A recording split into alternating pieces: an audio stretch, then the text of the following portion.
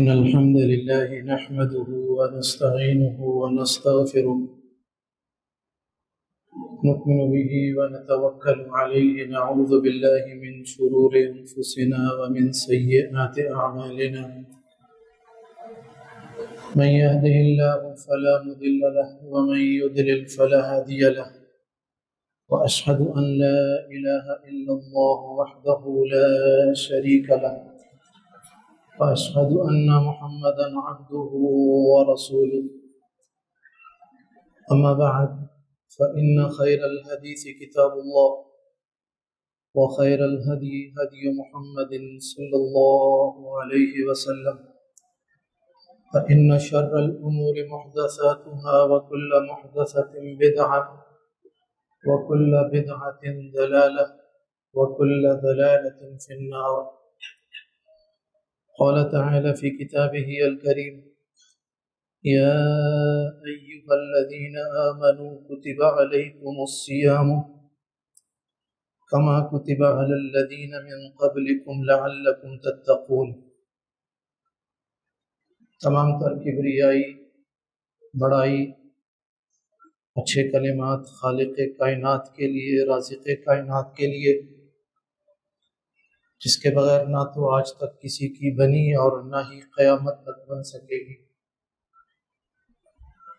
بے شمار سلام رسول اللہ صلی اللہ علیہ وسلم کے وجود مزکہ پر، جنہیں اللہ تعالیٰ نے تمام جہانوں کے لیے رحمت بنایا، اور وہ تمام خوبصورت وجود جنہیں اللہ تعالیٰ نے حبیب کائنات، محبوب کائنات صلی اللہ علیہ وسلم کی صحبت کے لیے منتخب کیا. صحابہ کرام رضوان اللہ علیہم اجمعین، اور وہ تمام اولیاء کرام رحمہم اللہ جمیعا جن کی زندگی قرآن مجید اور حدیث رسول کا علم حاصل کرنے میں، اس پر عمل کرنے میں اور اسے آگے پہنچانے میں گزری. اس دعا کے ساتھ آغاز کروں گا: اللہ تعالی مجھے بھی اور آپ تمام سامعین اور سامعات کو اس بات کی توفیق عطا فرمائے کہ ہم اس کے محبوب اولیاء کرام کی صف میں شامل ہو سکیں. سب سے پہلے تو میں دعا کروں گا اللہ تعالیٰ سے: اللہم بلغنا رمضان. اے اللہ، ہمیں ایک مرتبہ پھر موقع عطا کر کہ ہم رمضان کی برکات سے استفادہ کر سکیں، تیرا کلام پڑھ سکیں، تجھے راضی کر سکیں، تیرا قرب حاصل کر سکیں، تیرا ذکر کریں. اس لیے کہ کل نفس ذائقۃ الموت کے تحت پچھلے سال بہت سارے خوبصورت وجود ہمارے ساتھ تھے جو اس مرتبہ ہمارے ساتھ نہیں ہیں. ضیاء الرحمن رحمہ اللہ پچھلے رمضان کو ہمارے ساتھ تھے، لیکن اللہ کے خوبصورت فیصلے کے مطابق اب وہ ہمارے درمیان نہیں ہیں. ایسے بہت سارے لوگ ہیں،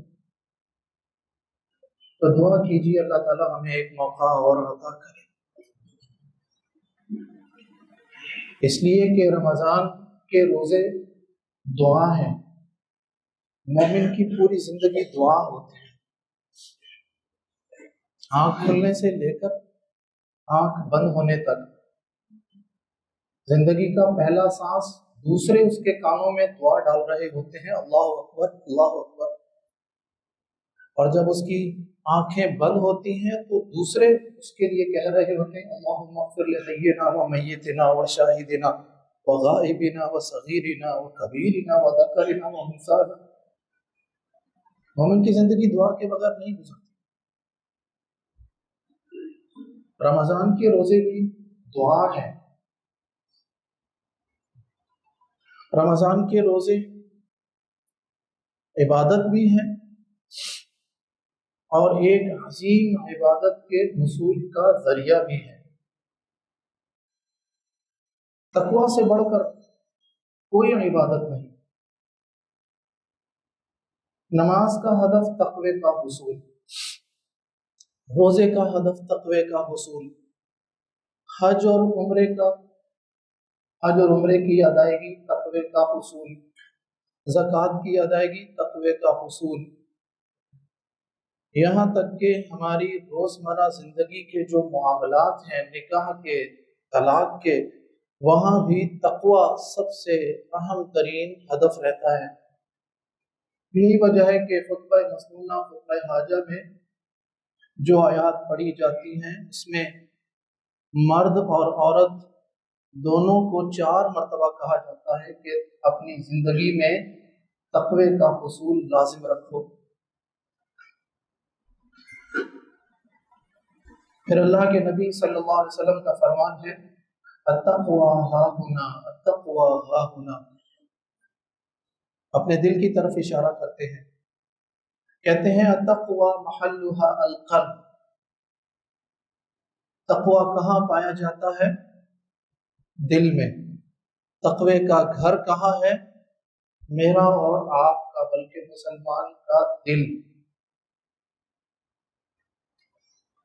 ایمان والو، تم لوگوں پر روزے فرض کیے گئے جیسا کہ سابقہ امتوں پر فرض کیے گئے۔ کیوں؟ تاکہ تم لوگ متقی بن جاؤ۔ واللہ ولی المتقین، جو تقوی حاصل کر لیتا ہے اللہ اس کا دوست بن جاتا ہے۔ اس سے بڑا شرف کیا ہوگا؟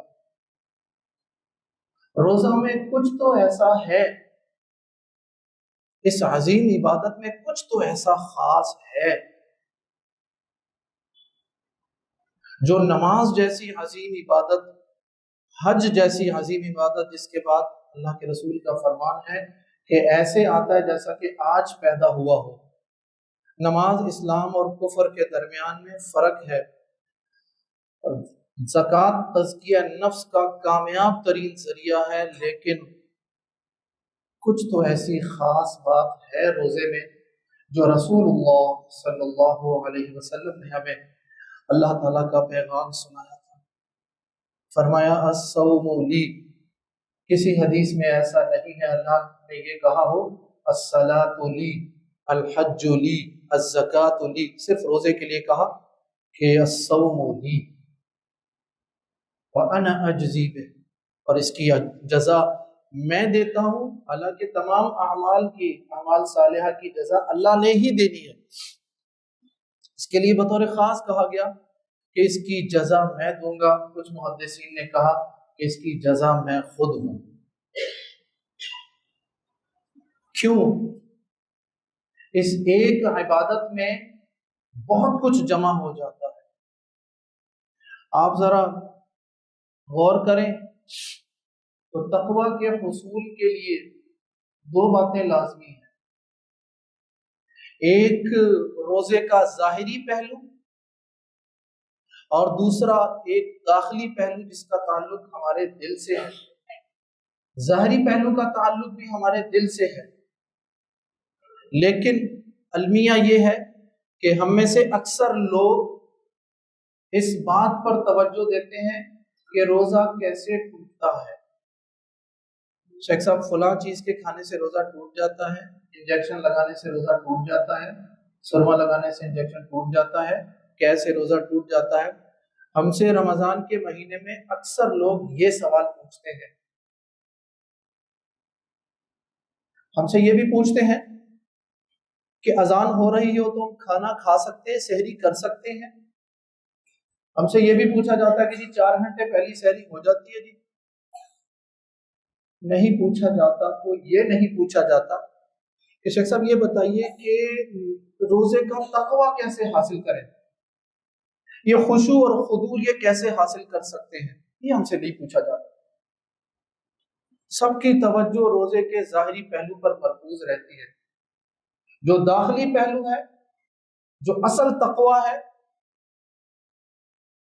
اس کی طرف ہماری توجہ ہی نہیں جاتی۔ ایمان والو، اللہ کے نبی صلی اللہ علیہ وسلم ہمارے محبوب صراحتاً کہہ گئے کہ اللہ کو میری اور آپ لوگوں کی بھوک پیاس کی کوئی ضرورت نہیں۔ بھوک پیاس جسٹ ایک ایکسرسائز ہے۔ اگر اس بھوک اور پیاس کے ساتھ ہمارا دل یہاں سے ہم شریک نہیں ہوتے تو جان لیجئے کہ یہ جسٹ ایک ایکسرسائز ہے۔ میں یہ نہیں کہوں گا کہ روزہ نہیں ہوتا، روزہ ہونے نہ ہونے کا فیصلہ تو میرے اختیار میں نہیں ہے، وہ تو اللہ تعالیٰ قبول کرنے والا ہے۔ ہم ہر سال یہی کہتے ہیں اللہ ہماری ناقص عبادتیں، روزے، نماز، تلاوتیں اللہ قبول فرما۔ اللہ جس طریقے سے، جس معیار پر تو نے کہا تھا اس طریقے سے تو نہیں کر سکے، لیکن فاتقوا اللہ ما استطعتم، ایمان والو جس میں جتنی طاقت ہے اتنا تو تقوی اختیار کرے۔ کیا کریں؟ صرف ایک کام کر لیجئے، سب سے پہلے دلوں کو صاف کر لیجئے۔ میرے اور آپ کے دلوں میں بہت کچھ ہے، سگے بہن بھائیوں کے حوالے سے، چچا زاد، تایا زاد، خالو زاد، خالہ، ماموں، رشتہ داروں کے حوالے سے بہت کچھ بھرا ہوا ہے۔ ناراضگیاں ہیں، پتہ نہیں ہفتے گزر گئے ہیں، پتہ نہیں مہینے گزر گئے ہم ان سے دیکھے ہوئے، انہیں ملے ہوئے، اور ہم رمضان کا استقبال کرنا چاہتے ہیں، ہم رمضان کی برکتوں سے فائدہ اٹھانا چاہتے ہیں، لیکن ہم اپنا دل صاف نہیں کرتے، وہ دل جس میں تقویٰ کو ہم نے ڈالنا ہے، جس میں تقویٰ کو رکھنا ہے۔ ایمان والو، ابھی موقع ہے ہاتھ میں، جمعے کے بعد جائیں، کم از کم ایٹ لیسٹ آپ کے اینڈ سے یہ قطع رہنے والے معاملات ختم ہونے چاہیے۔ آپ اپنا دل صاف کیجئے، اگلے کی غلطی کو معاف کریں، حق پر ہوتے ہوئے آگے بڑھ جائیں، معافی مانگ لیں، کچھ نہیں بگڑے گا۔ وگرنہ میں نے ایسے مناظر بھی دیکھے ہیں کہ بعد میں پھر قبروں پر کھڑے ہو کر کہتے ہیں ہائے کاش کہ زندگی میں اس کو منا لیا ہوتا۔ تو اس ہائے کاش کے یا لیتنی کے آنے سے پہلے کوشش کیجئے، رمضان کی آمد سے پہلے اپنا دل صاف کیجئے۔ ایک ہی مومن کے دل میں، یہ کیسے ممکن ہے کہ مومن کے دل میں شیطانی جذبات بھی ہوں اور ہم اس میں اللہ کا نور بھی لانا چاہتے ہیں؟ تقویٰ کیا ہے؟ اللہ نور السماوات والارض، اللہ کا نور ہے یہ تقویٰ۔ کیسے ممکن ہے کہ ہمارے دلوں میں کینہ، بغض، نفرت، حسد، مخالفت، پتہ نہیں کیا کچھ ہم نے بھرا ہوا ہے؟ کون سی ہماری انا اور کون سی ہماری میں ہے جو ختم ہونے کا نام ہی نہیں لے رہی؟ رمضان کے روزوں کا استقبال کرنا چاہتے ہیں، ایمان والو دلوں کو صاف کیجیے، معاف کر دیجیے، معافی مانگ لیں۔ ایک دن مجھے اور آپ کو بھی معافی کی ضرورت پڑے گی، آئے گا ایک دن۔ آج معافی مانگ لیں گے تو کل معافی مانگنے کے قابل ہو جائیں گے۔ تقویٰ کیسے حاصل کریں؟ دلوں کو صاف کیجیے۔ اس رمضان کے روزوں کے حوالے سے صبر کا کام کیجیے۔ قرآن میں 4 سے 5 مقامات پر صبر اور تقویٰ کو ایک ساتھ رکھا گیا ہے کامیابی کے لیے۔ صبر اور تقویٰ ساتھ ساتھ چلتے ہیں۔ صبر کس بات پر؟ خیر کا کام کرنے پر، تسلسل کے ساتھ۔ قل آمنت باللہ ثم استقم۔ پوچھا تھا سفیان بن عبداللہ نے اللہ کے نبی، آپ مجھے کوئی ایسی بات بتائیے جو آپ کے بعد میں کسی سے نہ پوچھوں یا مجھے حاجت نہ رہے۔ فرمایا صلی اللہ علیہ وسلم، سفیان کہو کہ میں ایمان لایا اور پھر صبر اور استقامت سے کام لوں۔ رمضان کے روزوں میں اگر کوئی آپ کے ساتھ بد کلامی کرے، گالم گلوچ کرے، تہمت، جھوٹ، غیبت، چغلی، کسی مجلس میں بیٹھے ہوں وہاں سے اٹھ جائیے اور کہیے وَإِذَا خَاطَبَهُمُ الْجَاهِلُونَ قَالُوا سَلَامًا۔ اللہ کے نبی کا فرمان ہے، ابو ذر الغفاری رضی اللہ عنہ راوی ہیں، جامع ترمذی میں ہے شاید یہ حدیث، فرمایا ایمان والو اتبع السیئۃ الحسنۃ تمحوها، ایمان والو برائی کا مقابلہ نیکی سے کرو، یہ نیکی میں اتنی طاقت ہوتی ہے کہ برائی کو مٹا دیتی ہے۔ شیطان ہمت نہیں ہارتا، وہ اپنی شیطانی پر ڈٹا رہتا ہے۔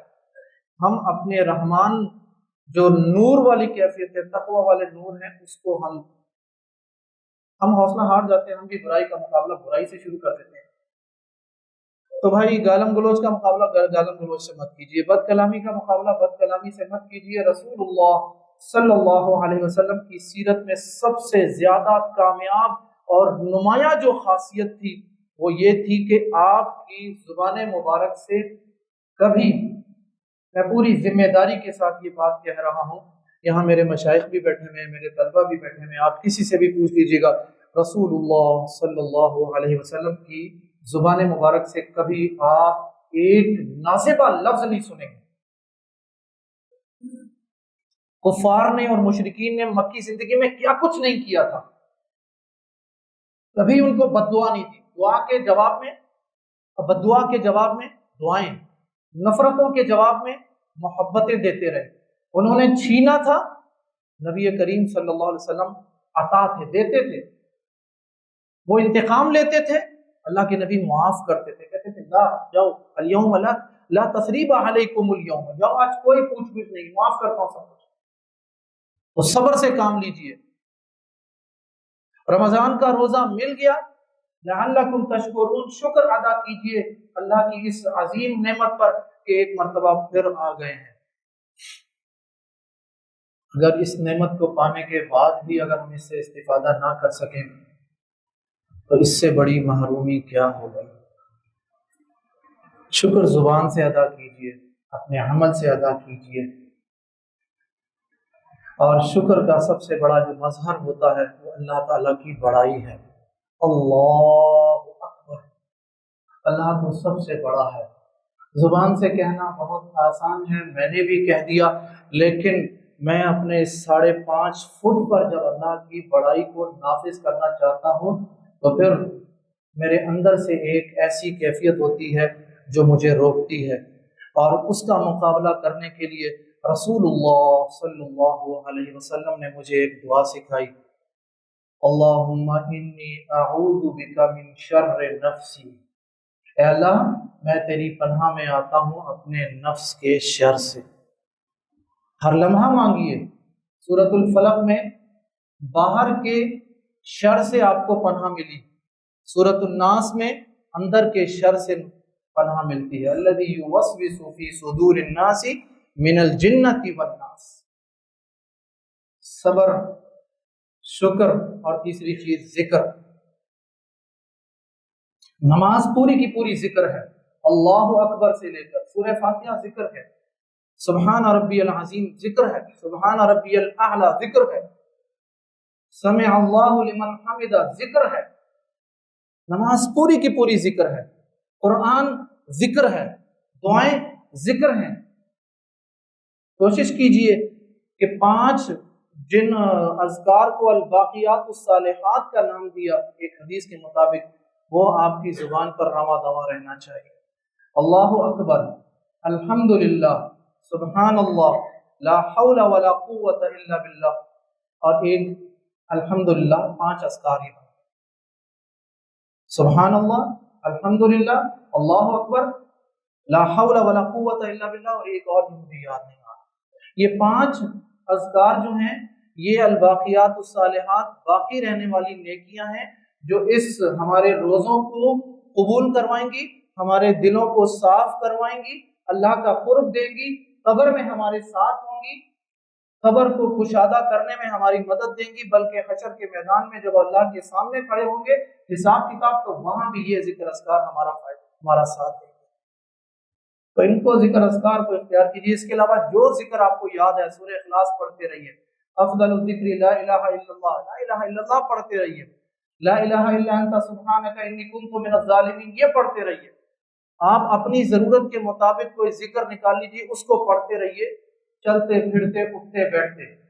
سورۃ الفاتحہ بڑا کامیاب ذکر ہے، سورۃ الشفا بھی ہے۔ اللہ تعالیٰ سے دعا کرتا ہوں اللہ تعالیٰ مجھے اور آپ کو اس بات کی توفیق عطا فرمائے کہ ہم تقویٰ کے جو حقیقی مظاہر ہیں ان کی طرف توجہ دیں اور ان کی مدد سے تقویٰ کو حاصل کر سکیں، محض بھوک پیاس کی ایک مہینے کی ایکسرسائز نہ کریں۔ بارک اللہ لی ولکم ولسائر المسلمین فاستغفروہ انہ هو الغفور الرحیم۔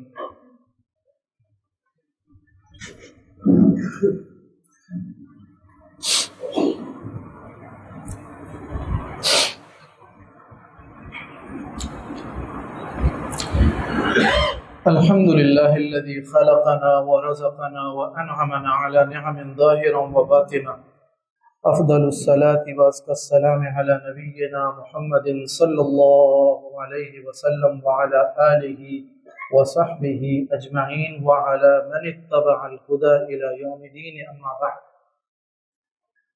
میرے قابل احترام سامعین اور سامعات، اللہ تعالیٰ مجھے بھی اور آپ سب کو شیطان کے شر سے دونوں جہاں کی عافیت عطا کرے۔ رمضان کے مہینے میں روزے کے ساتھ سب سے اہم ترین چیزیں نماز اور دوسری اہم چیز صدقہ۔ صدقہ کے لیے یہ کہیں شرط نہیں لگائی گئی کہ بہت بڑی مقدار میں ہو۔ اللہ تعالیٰ کو مقدار نہیں چاہیے، اللہ کو معیار چاہیے۔ اللہ عدد نہیں گنتا، اللہ معیار کی طرف دیکھتا ہے۔ اللہ تعالیٰ ہمارے مالوں کی طرف نہیں دیکھتا بلکہ ہمارے دلوں کی طرف دیکھتا ہے، حدیث میں بھی ہے جیسے۔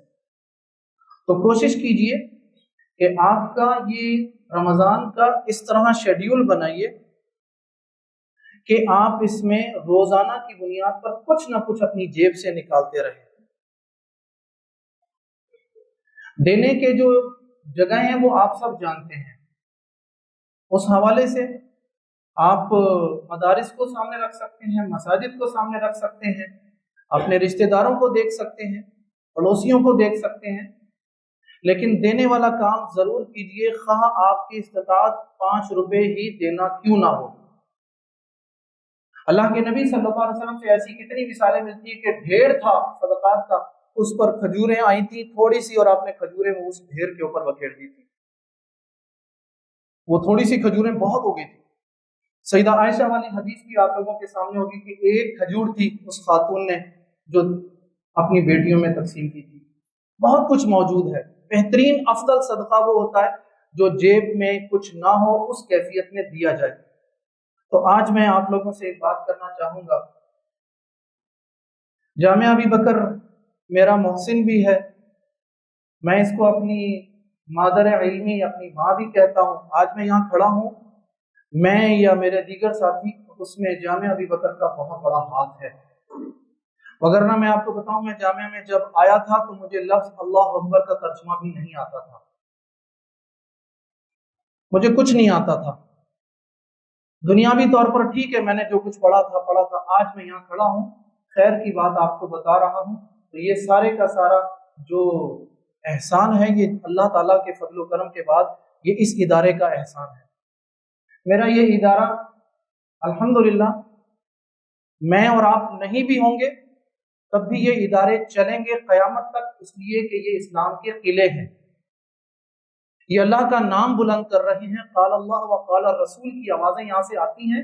میں اور آپ پیچھے ہٹ جائیں گے، اللہ ان اداروں کو چلاتا ہے اور چلا رہا ہے اور چلاتا رہے گا، لیکن ضرورت اس بات کی ہے کہ میں اور آپ اپنا کتنا رول پلے کر رہے ہیں اس میں، میرا اور آپ کا حصہ کتنا ہے۔ ضیاء الرحمن رحمہ اللہ 1 مین آرمی کی طرح کام کرتا تھا، اس کے جانے کے بعد ہمیں پتہ چلا، اگر میں یوں کہوں اردو محاورے میں تو دل میں تارے نظر آ گئے ہم لوگوں کو۔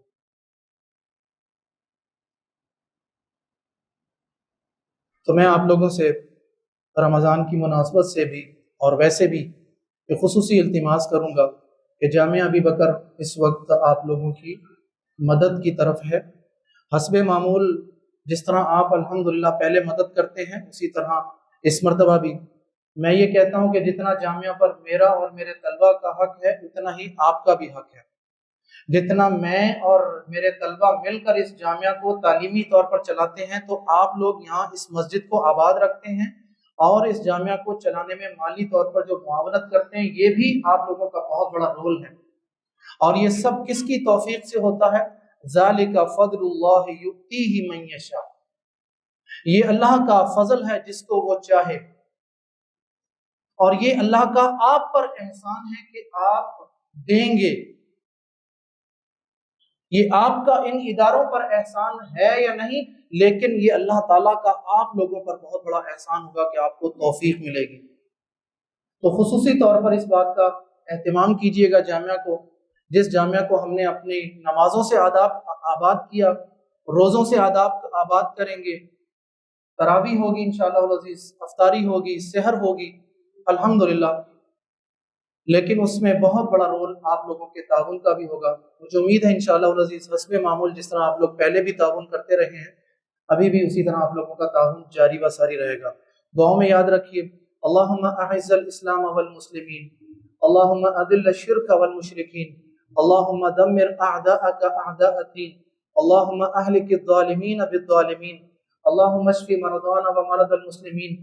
بیماروں میں بطور خاص مجھ سے کچھ بیماروں نے دعا کے لیے کہا ہے، ایک میری بھتیجی بھی ہیں اور ایک ہمارے ایک بڑے اچھے نمازی ساتھی ہیں، ان کا آپریشن بھی ہے آغا خان میں، انہوں نے بھی بطور خاص میسیج دیا، اور جتنے بھی بیمار ہیں ہم سب کے لیے دعا کرتے ہیں، اللہم اشف مرضانا ومرضى المسلمین۔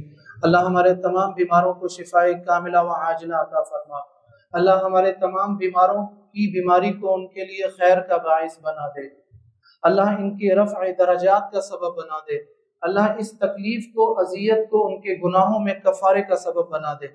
جو فوت ہو چکے ہیں، اللہ جو ہمارے فوت شدگان ہیں، اللہ ان کی مغفرت فرما، اللہ انہیں قبر کے عذاب سے محفوظ رکھ، اللہ ان کی قبر کو کشادہ کر دے، اللہ جنت الفردوس میں جگہ عطا فرما، اللہ ان کی نیکیوں میں اضافہ فرما، اللہ ان کے گناہوں سے درگزر فرما، اللہ ہمیں رمضان کا استقبال کرنے والا بنا دے، اللہ اتنی توفیق دے کہ ہم اپنے دلوں کو صاف کر سکیں، اللہ رمضان میں اتنی استقامت عطا کر کے صبر بھی کر سکیں، شکر بھی کر سکیں اور تیرا ذکر بھی کر سکیں، اللہ قرآن کی تلاوت کرنے والا بنا دے، اللہ محبتیں بانٹنے والا بنا دے، اللہ ایمان کی بنیاد پر محبت کرنے والا بنا دے، اللہ خاتمہ ایمان پر، اس بات کی دعا کرتے ہیں اللہ ہمارا خاتمہ ایمان پر ہو۔